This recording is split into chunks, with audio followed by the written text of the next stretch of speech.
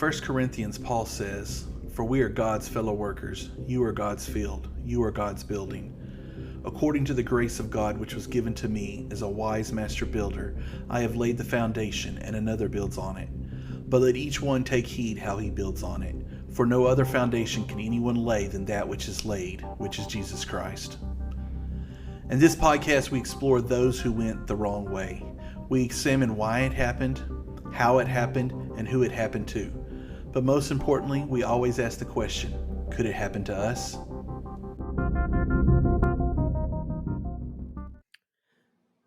Okay, Matt, so we're back once again for our fourth session of this episode of this cult, right? This is our new response segment. Yes. That's a better term for it. Segment, that's what we're looking for. Yep. Yes. So we're here to talk about how Christians, how non-Christians, how society, right, should respond to a group like this, right? Or in this case, should have responded to a group like this, right? Because they're obviously no longer active and functioning, which does make it a little bit more difficult. But well, let's add a little bit to that. That a couple things. One, in the beginning of this episode, y'all heard our disclaimer. So let me just refer back to our disclaimer. Y'all listen to that. This stuff doesn't refer to any of our employers or churches or groups that we're a part of. This isn't their opinions or beliefs. These are ours. But I do want to say that we are both Christians, practicing Christians, followers and believers in Jesus Christ, and that our response is going to be tinted by that. Yes. One of the things we think 100%. makes our cult podcast different than some others, not all others, but some others, is that we try to have a Christian response to this. Yep. We can't say we profess to speak for all Christians. Let me tell you who we speak for. Matt and Brian. That's the best we can tell you. However, we can use our experiences and our best understanding from our religious practicing and study that to apply that to a response to this. Yep. Right? Yep. You were fixing to mention, your particular background in responding to such a thing, right? I mean, I did when we tried recording this before, and it failed. I was trying to reference the before recording, but yes, the recording failed, so we had to restart. People need to know that even two senior IT guys have problems from time to time. I mean, I'm a Mac user. Well, that's your problem. If it doesn't just work, right? Why do it? Oh dear. But no, so response, right? Especially coming from when we talk about the theology of these groups, right? I'm coming from my apologetics background, right? I have a degree in apologetics, right? Not just I haven't just read a few books. I've gone and actually gotten the degree.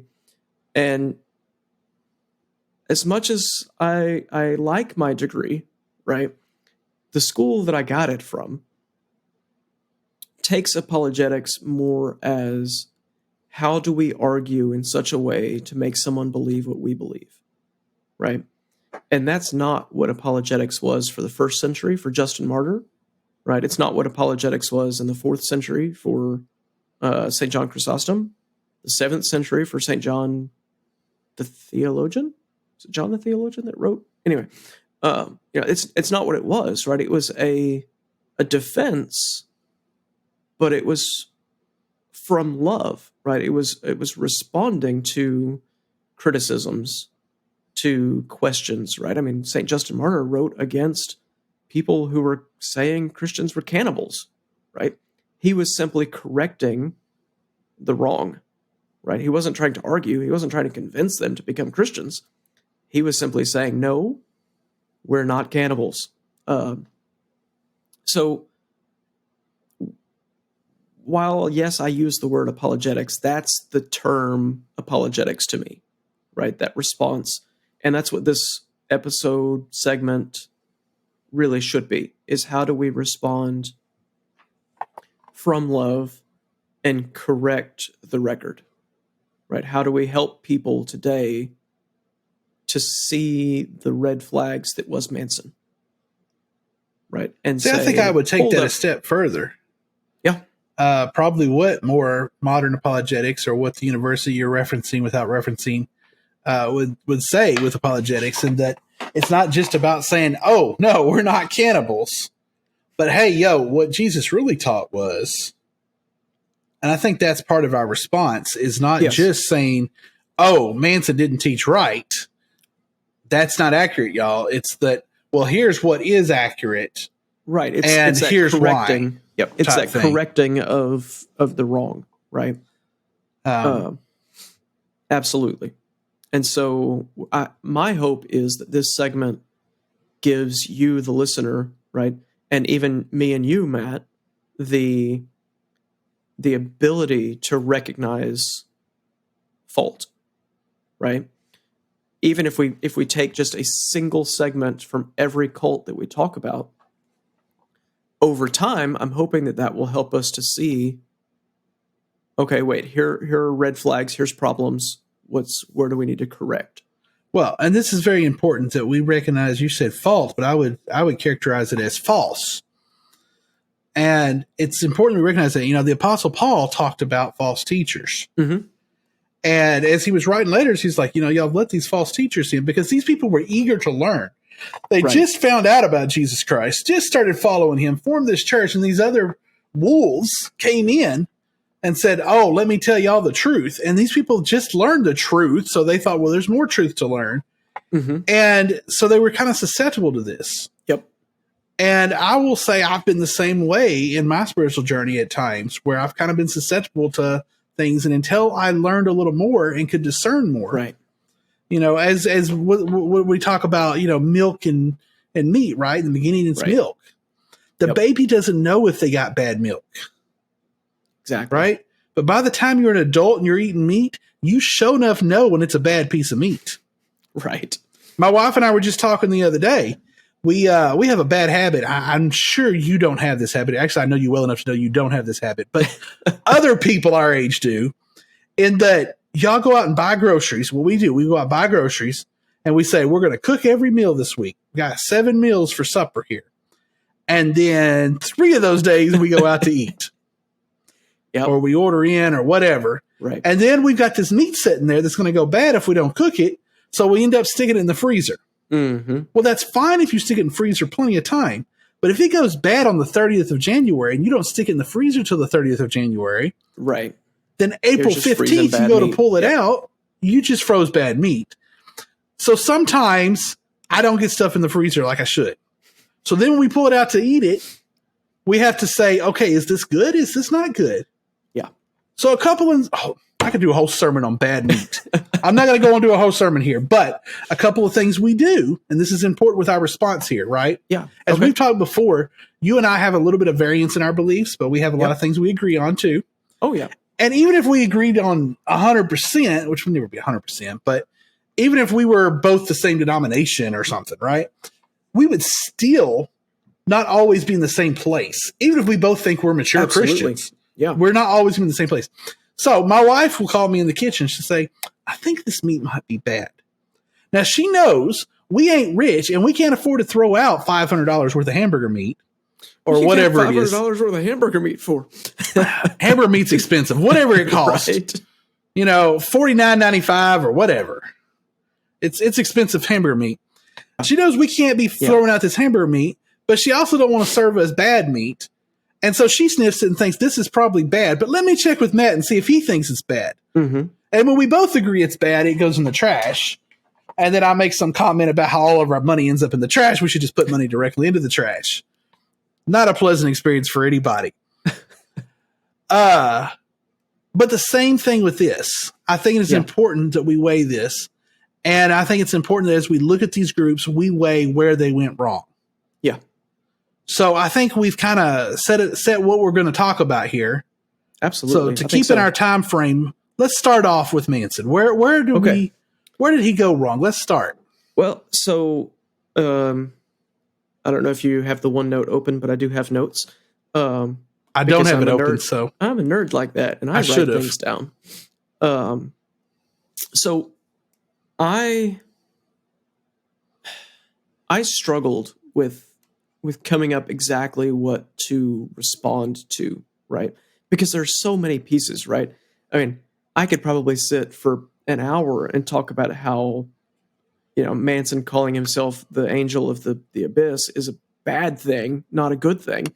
But really, the issue at play that I have, right, that I think we need to spend the most amount of time on is his messianic claims, right? Okay. He Because started this should have been a out- red flag for it people. should have been a red flag for anyone and everyone, day one, right?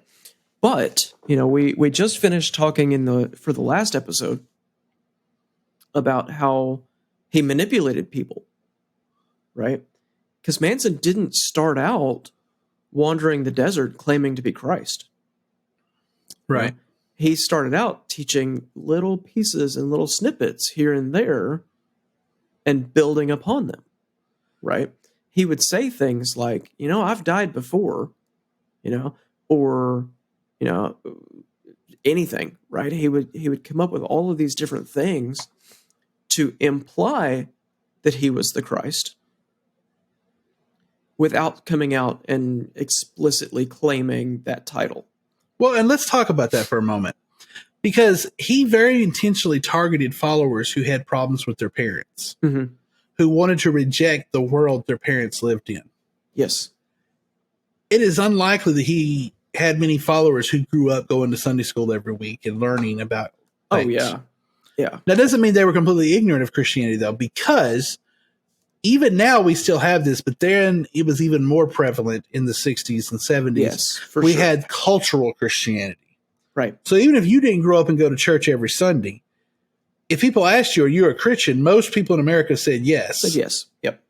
Whether they would understood that or not. And they were certain societal norms. Right.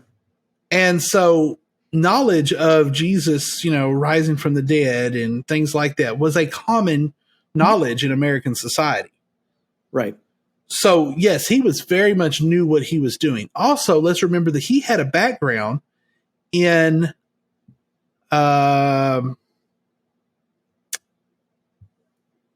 was it the Nazarene Church?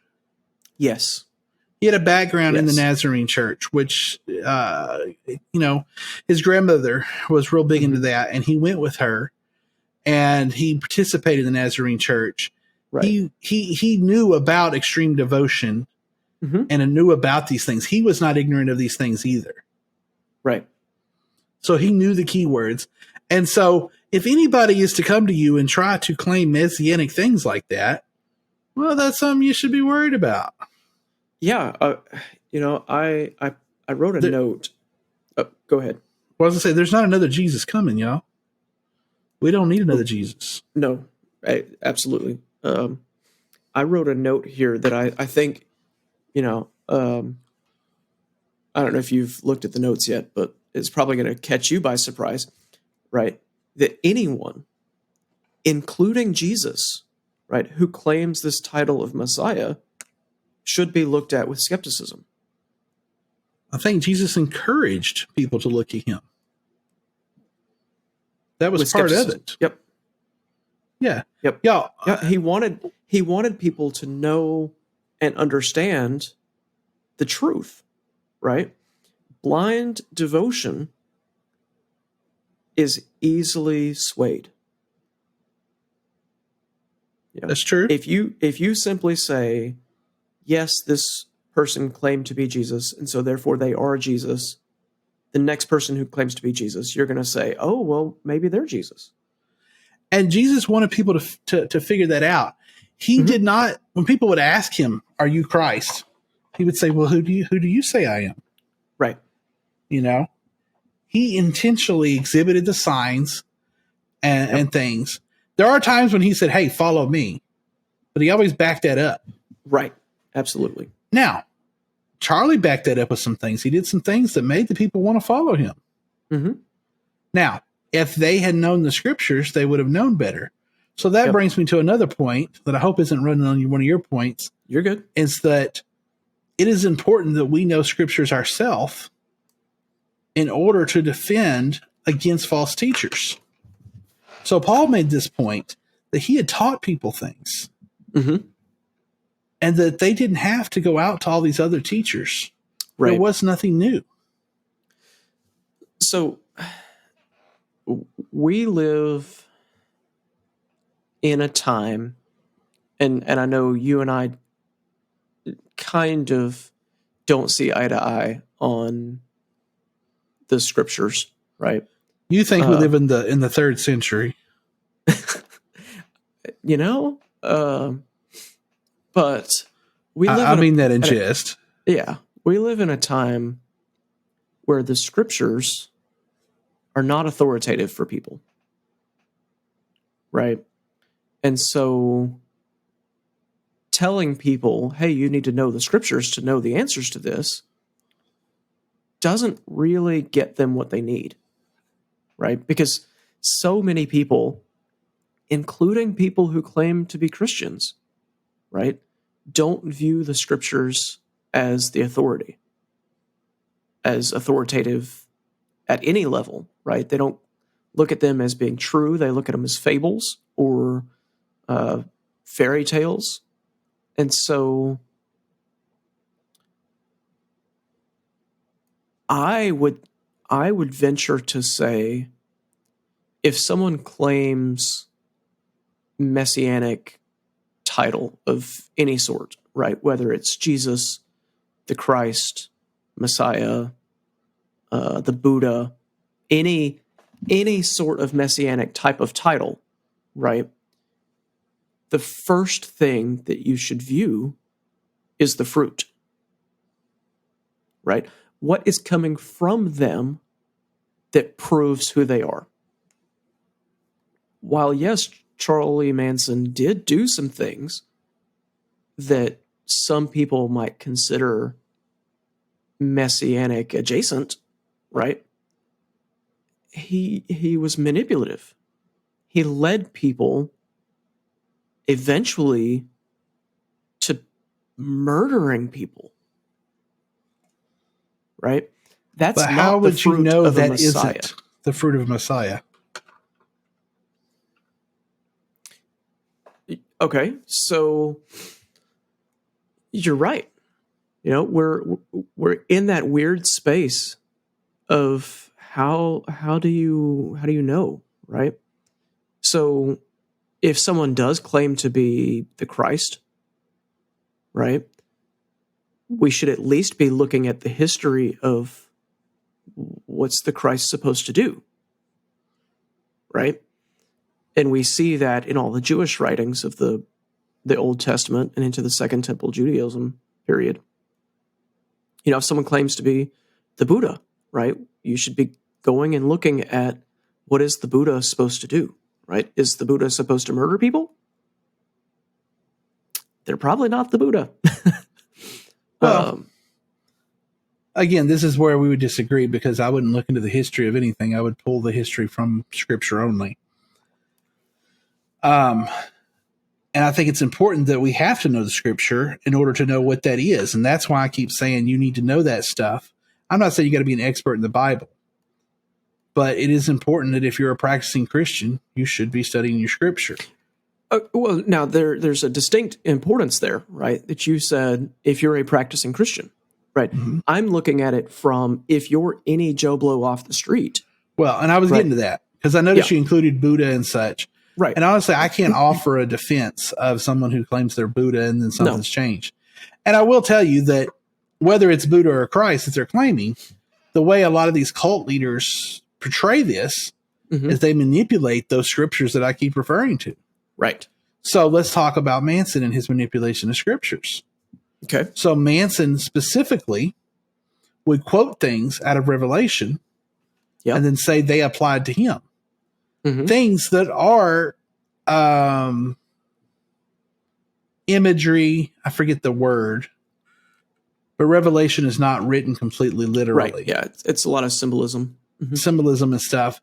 And he would quote them in pieces to justify that. So he by himself would do that. So this is where I would agree with you some, that this is why it's important that you have a basis. If you, again, I'm looking from the side of a Christian, that you have a church to go back to and you have spiritual leaders of your own.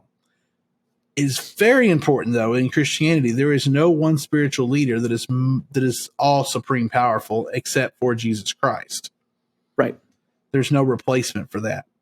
Yep. So, yeah, if you're a follower of Buddha and someone else is claiming they're the Buddha, I don't know enough about Buddhism, although I do know a little bit about Buddhism.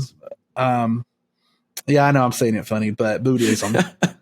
I do know enough about it to know the basic tenets and such. Yeah. And I do know enough to know that people can claim they're Buddha. Mm-hmm. Buddha was a person, but Buddha is also a state. Right. And so there's that. And so, and especially in the different sects of it. However, in Christianity, there was only one Jesus Christ. There are people who have claimed that, but there's only one Jesus Christ. So I think the manipulation of the scripture, I think anytime somebody says, I have a translation that's different than everybody else, it's important that we look back. Right. And we see what else has happened. Now, I'm not saying everybody else is right, but I think it is important that we look back and look at other things too. Mm-hmm. Yep. So that's where we would agree. Absolutely. Yeah. I'm all about going back and looking at what somebody in the 3rd century said. So, okay. Carrying on this same vein, right? Looking at it from a Christian standpoint, right? Because, like you said, we're both Christians. It's hard to respond when you're trying to be all encompassing. But if you're a Christian, right, and you're listening to someone that's teaching you these things that implies or even outright says that they are the Messiah, right? Jesus gave very explicit warnings to his disciples, who then told their disciples, right, watch out for this. In Matthew chapter 24, the end times chapter of Matthew that so many people jump to, Jesus talked about many people will come and they will claim to be the Messiah. They'll be out in the desert. Don't go. Run the other way. They're lying to you, right? He didn't mince words in that moment, right? His words, for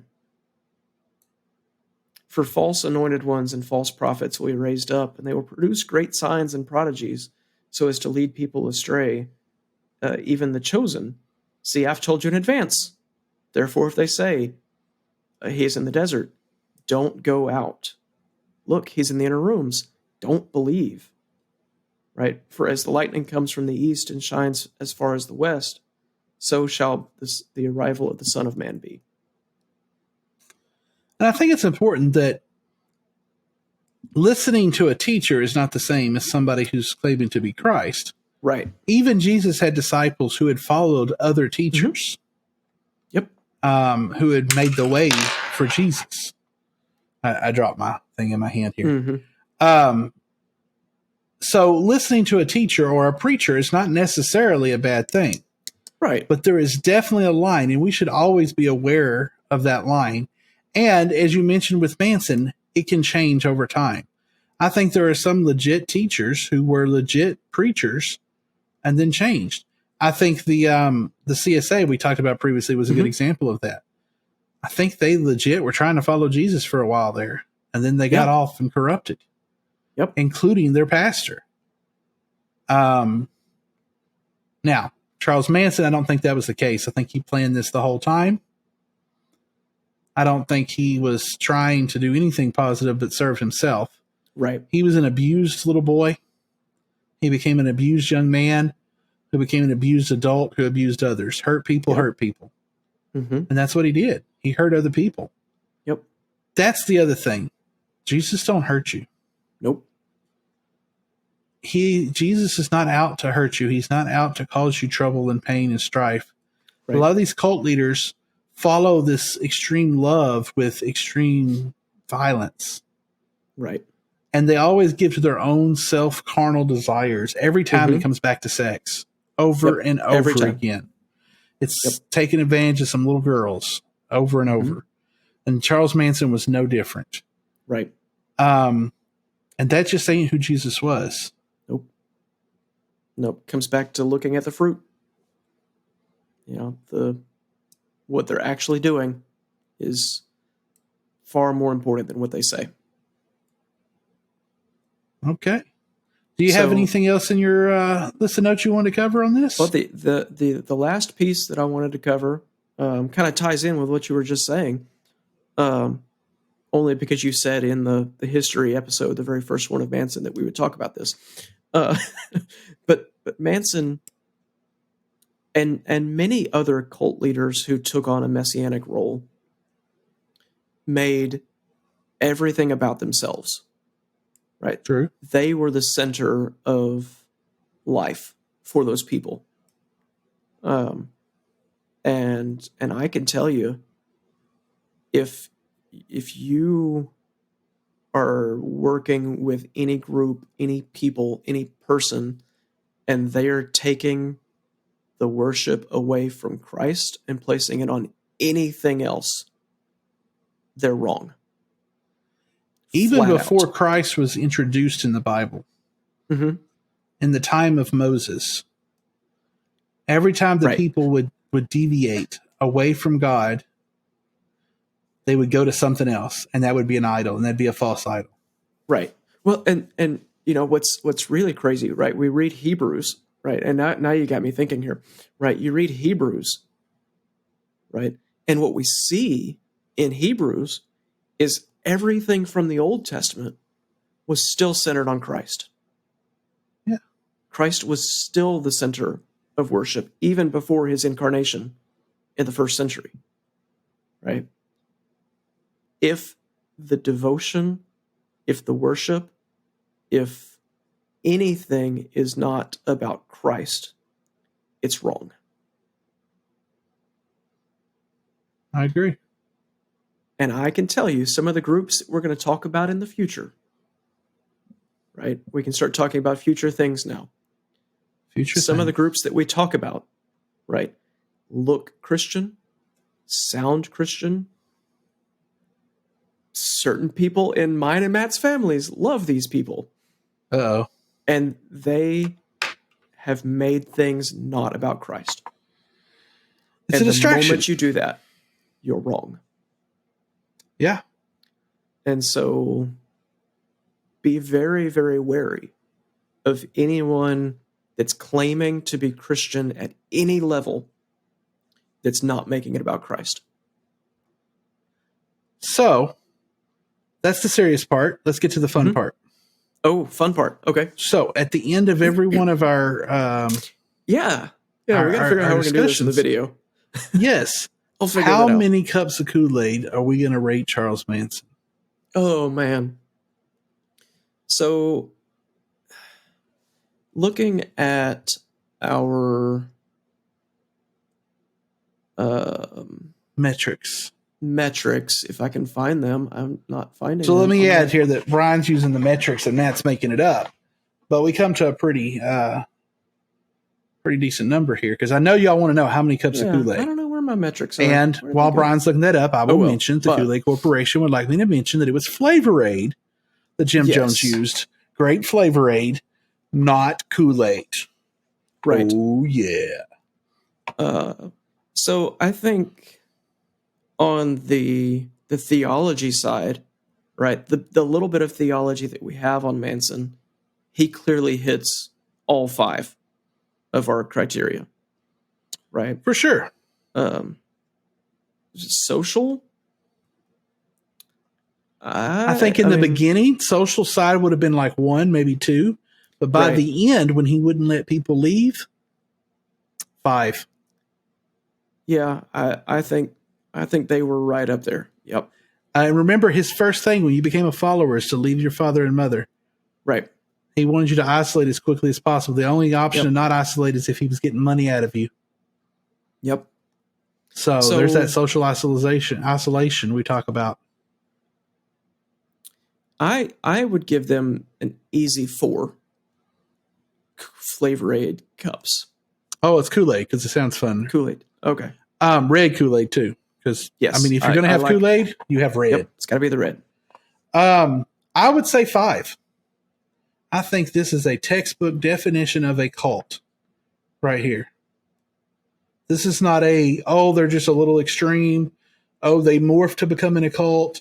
I think he started out to become a guru and start a cult. And he was super successful at it. I think if he had not gotten selfish and started murdering people, he'd be a cult leader today. Maybe. I don't know. He died in 2014? So he might still be alive if he hadn't wound up in prison. But they don't have good medical care. Of course, he didn't have good medical care in life either. So, right? Yeah, tripping on LSD all the time is not very good medical care. Yeah. So there's our conclusion. 4.5. Bad medical care. 4.5 cups of Kool-Aid. 4.5 cups of Kool-Aid. Cool. Well, Manson was a lot more fun than I expected him to be. Yes, you weren't really wanting to do Manson. We discussed him a few different times, and you kind of put him off. Yeah. What was your hesitation? I think most of my issue was how frequently that I had heard about how the murders, right? And he was just a serial killer, right? Very infrequent do you hear about he taught that he was the Christ, right? That's not really something that you hear about very frequently unless you're listening to these other podcasts and hearing about things, which I don't know about you, but this is the only podcast that I know of that I listen to that has anything to do with cults, because I need happy things every now and then. Cults are fun. I didn't say they weren't fun. I said they weren't happy. No, I listen to several podcasts about cults, and I've heard Manson covered on all of them because he's a classic. Yeah. But I get what you're saying. The news, the Time covered him in much of a more serial killer way. And this isn't a serial killer podcast. Totally get that. I'm not even sure he was necessarily a serial killer per se. It depends on your definition of that. Right. Not to mention, he didn't really do a whole lot of killing on his own. He might have killed one person. He ordered killings. Yeah, he was the conspirator. So yeah, I get that. So where are we going next? Where are we going next? So we're going to keep doing YouTube videos. Yeah, I like this. This has been a great deal of fun. Familyradio.com. Familyradio.com. Is that website still around? It was the last time that I looked. But that is Harold Camping's group. It's the end of the world as we know it. If I remember right, he predicted the end of the world in 2014. That Christ was going to come back and the rapture was going to happen and Christians were all going to be taken away. The Antichrist was going to come, end of the world, right? That was his thing. He predicted that several times in his life. Well, we're still here. And we're all still here. So, and I don't know about you, but I'm pretty sure that we're both Christians and we're still here. So unique thing about him is he had a huge media campaign to go with it. Yes. So we're going to cover that. We're going to cover the aftermath of that. We're going to cover what happens when you predict the end of the world and all your followers discover you're wrong. Right. Bum, bum, bum. Okay. On the next episode, we'll see you then, my friends.